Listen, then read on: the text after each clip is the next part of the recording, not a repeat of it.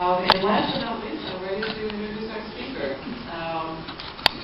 I am very, very honored today to introduce Mohammed Faheem, who is from Illinois WorkNet, and he is absolutely passionate about helping people who are in career transition.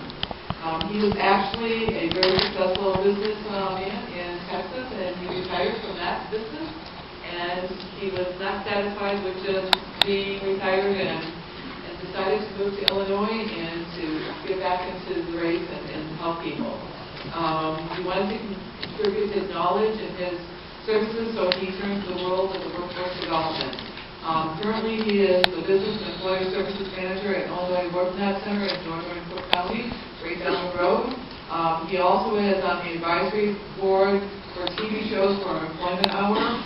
He's been recognized by President Clinton and President Bush and the U.S. Congress for many community organizations and the contributions that he does. So he doesn't only talk the talk, he walks the walk. And he is just truly, if you have not had the opportunity to meet him over at the Illinois WorkNet, you need to, because 2 minutes with him, you know what he's all about.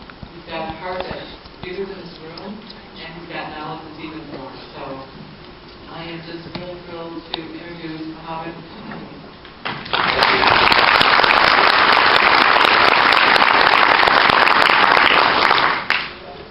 That was quite a build-up, wasn't it? I live up to the hype. But first, I want to thank you all for coming out in this dreary weather and the bad roads and everything. And everybody had a tough time getting here? Okay. Let's see if I can get this show on the road for you. First off, you get up late, right? Don't have to report to work. So you're up at around 9 o'clock, and then, at 9 o'clock, what is it, Jerry Springer? Okay, now, ladies, don't put makeup on. Guys, don't shave. Don't have to report to anything. Sometimes it's the other way around. Now, project not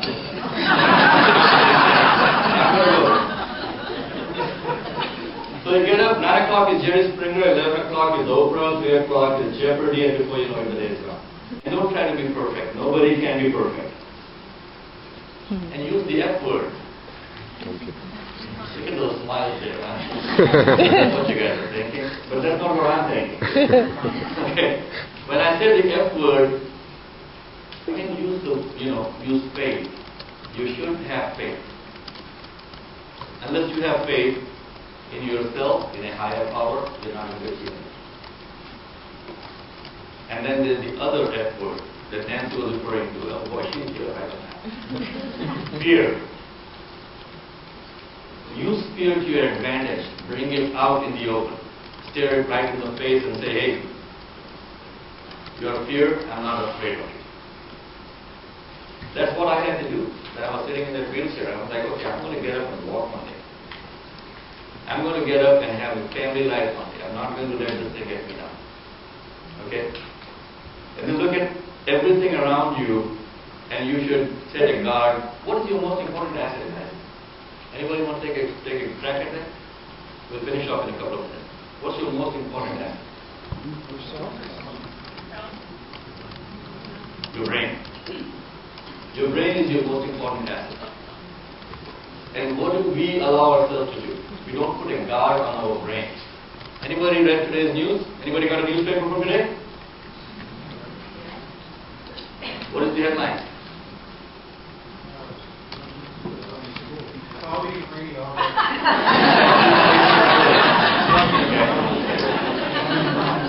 I had a few slides on some old headlines from last week. If you look at the newspapers, 80% of those newspapers will have nothing but negative news. Okay?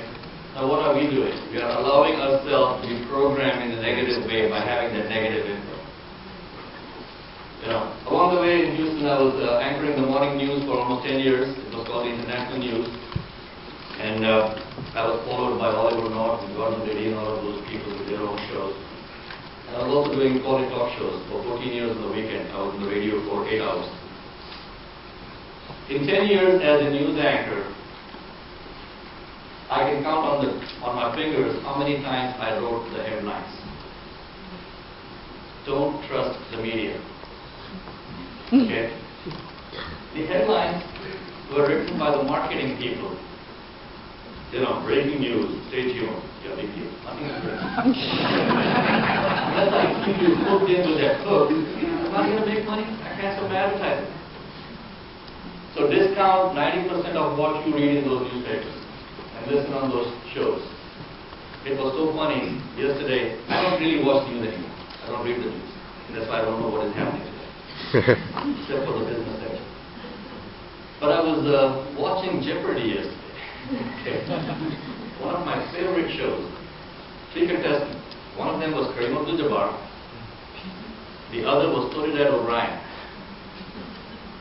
Name rings a bell? And the third was Mike somebody. Yeah.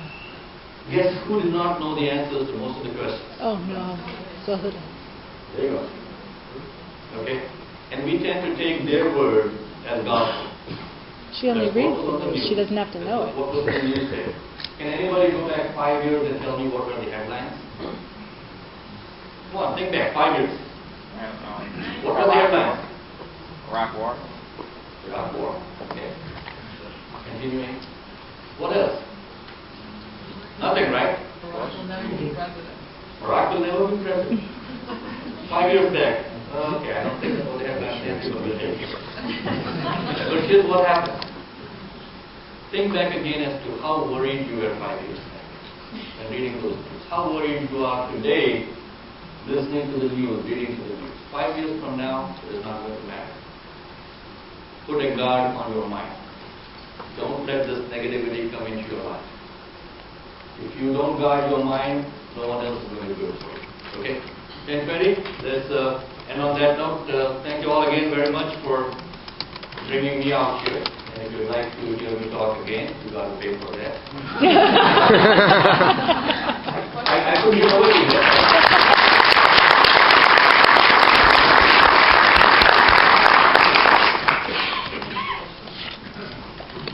Okay, any questions? All for a question, yes sir. Where do you see the future job opportunities in this economy? I just got through filling out a character building application for the U.S. programming jobs for the U.S. Census Bureau. Okay. Thinking that the federal government might be an area of future opportunity. Want to repeat that question now? So that we're going to hear it? Why don't you repeat it, Bill? Yeah, well, we'll let you repeat it. You're not paying attention to it.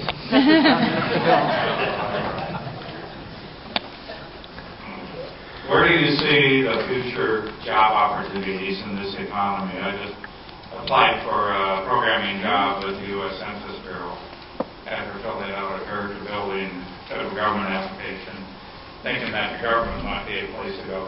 Okay. Who is the government? The government is us, right? This is what we are looking at the state level. The state has identified 5 areas where there is going to be growth and where there is projected to be a lot of activity. Number 1 is agriculture. Okay, when we say agriculture, we are talking everything from growing the crop to processing the crop. Okay? The other is IT.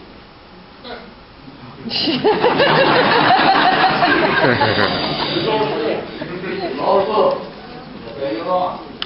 Again, look at the positive side of it. And we can talk about it for hours, guys. But just to give you an idea, the third is healthcare. And I'm going to get a laugh on the fourth one. Manufacturing.